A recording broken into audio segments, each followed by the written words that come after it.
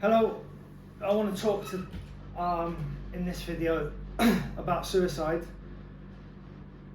but before I start, I want to talk about a couple of other things first. So it's been a bit of a crazy week after starting this YouTube channel and like committing to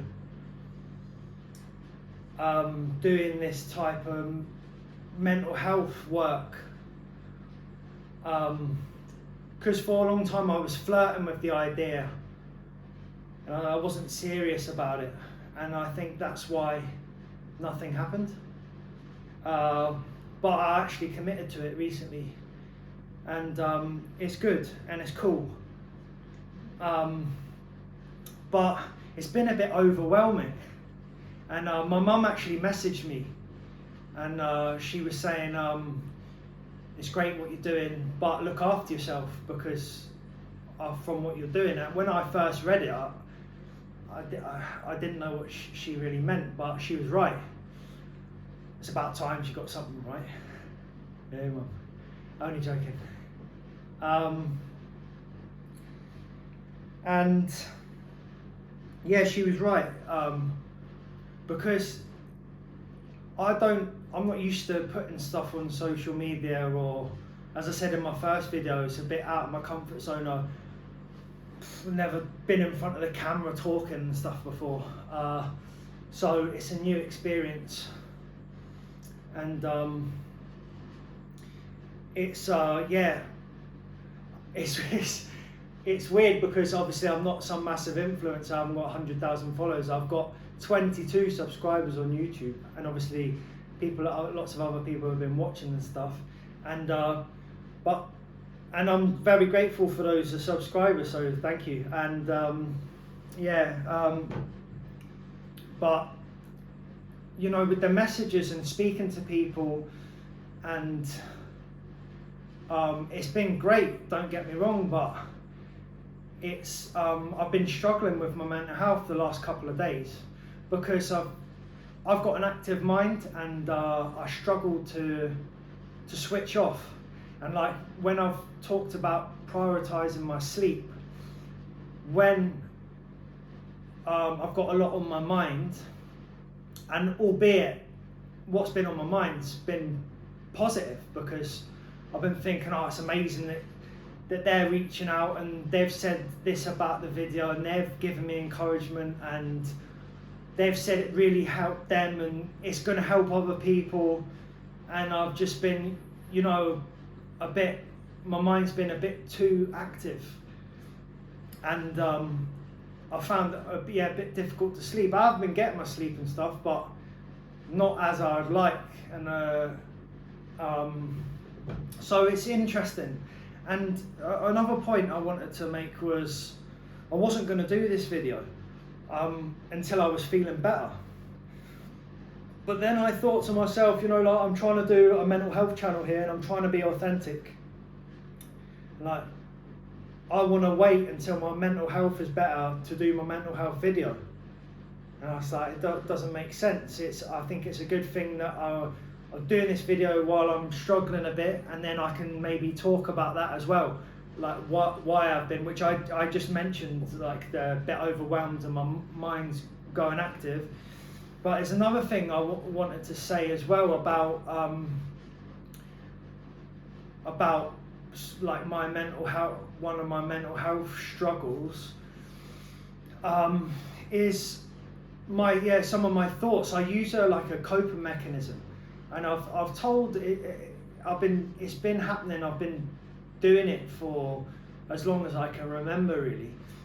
I talked to psychologists and psychiatrists about it, but I don't remember any of them really understanding what I was talking about, or gave me any help or anything.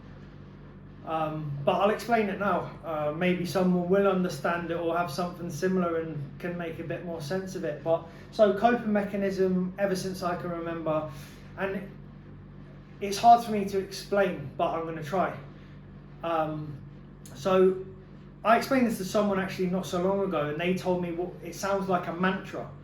So I'll go with that, I guess. And I remember certain words or phrases. Normally it's 2 or 3 of them. And I don't know how I pick the words. It might be something I read, something I see, something that springs to mind. And they become like my 2 or 3 words that I have to keep saying to myself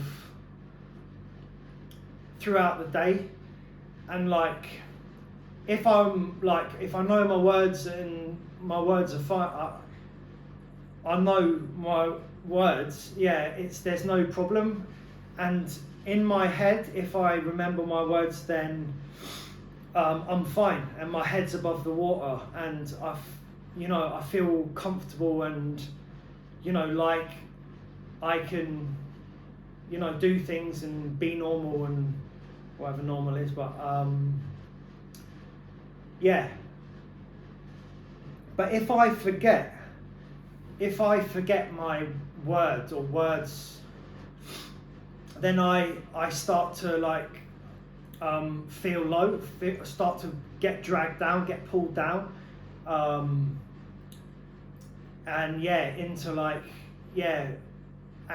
anxious, and start to frantically try and remember my words.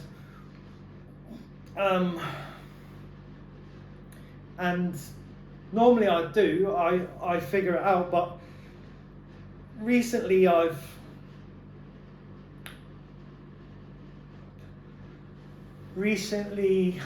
been doing a bit better with it, because I think it's helping me, and I want to share it with you. Maybe it can help you guys. Maybe you've thought of it, maybe you try to do it as well. And it's simple, but I'd never really considered it. But it's like when I start feeling shitty or whatever, and I start getting pulled down, in the past I've tried to run away from it, and panic, and then the more you try type thing, the worse it gets, and it spirals.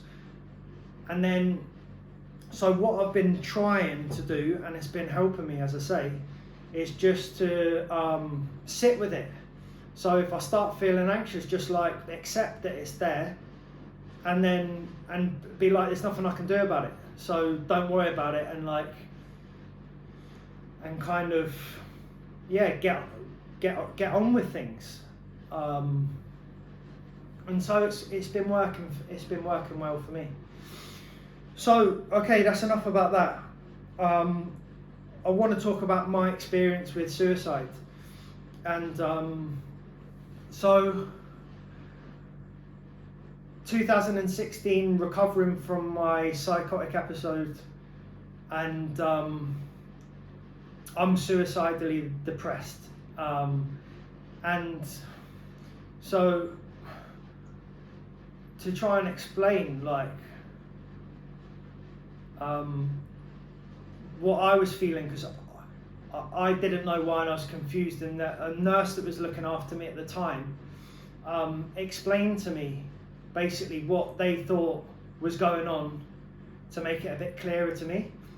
And they basically drew a wave, like a frequency, and they basically said this frequency is like a normal day-to-day life, basically, that most people live, and they have good days and bad days, and better things happen, and then shitty things happen, and but they're fluctuating on this. And so he said, when you experienced your delusions of grandeur in London, you experienced this big high, and obviously when you experience the big high, inevitably it has to come with a big low. So he drew a line at the bottom and said, well, this is where you are now, suicidally depressed. And so that kind of made sense. And another thing he said, which I haven't actually checked if it's true or not, but I guess there's no reason for him to lie about it, and it's another thing that made sense to me, when I was like asking questions about like why is this happening and what's just happened to me again, and so he explained that after around the time of the Second World War, they did some experiments on some soldiers, and he said that they pushed them physically and sleep deprived them until they broke, basically. And he said everyone has a breaking point. All of those soldiers experience psychotic symptoms. So in his opinion, he said that that's what he thought had happened to me, because I was pushing myself physically, I was neglecting my sleep. I think there's other factors involved, but I think it was a good explanation that he gave, and it made sense to me that I'd kind of pushed myself to the limit, and then I had the breaking point in the psychotic episode. Okay, so my experience with suicide is, I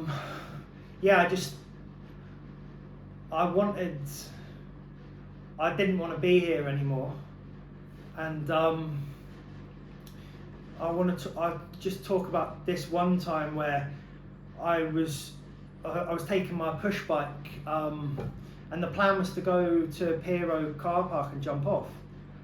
And I just remember going there, and the closer I got, the more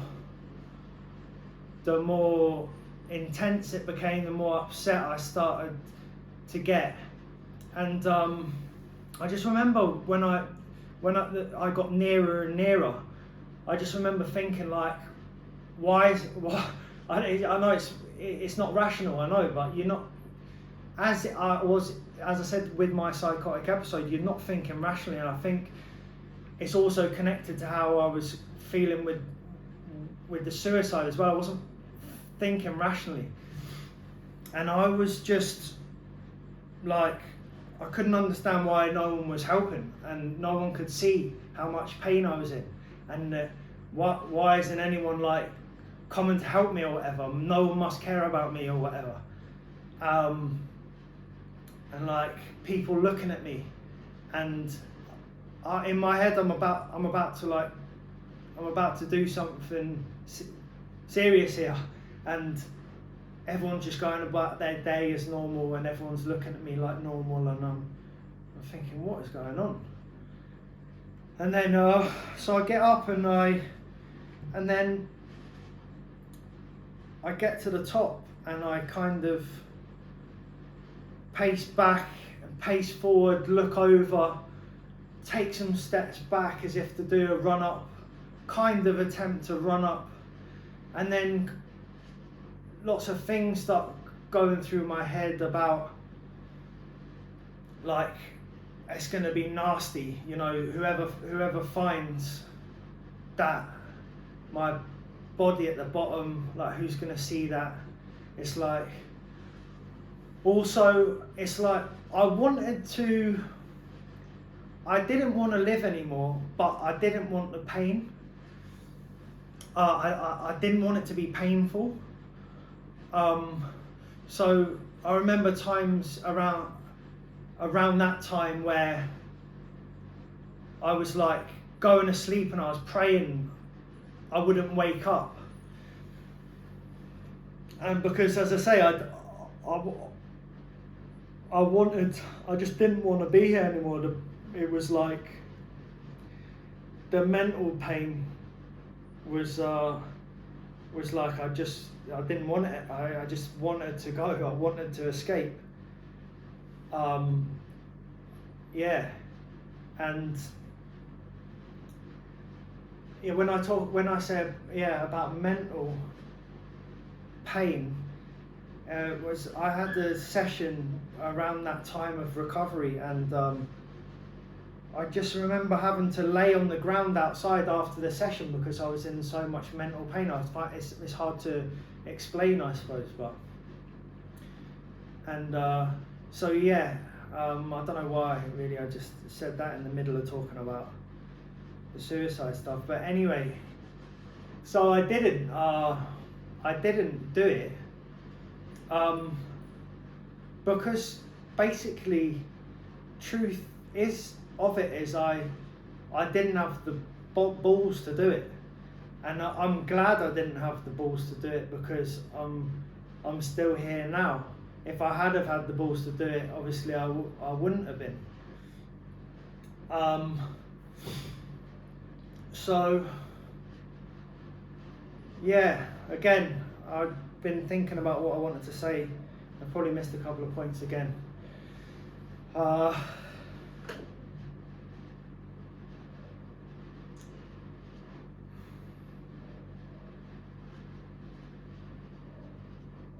Yeah, I guess that's my brief thing about my brief story about suicide. So yeah, cheers again. Cheers, guys.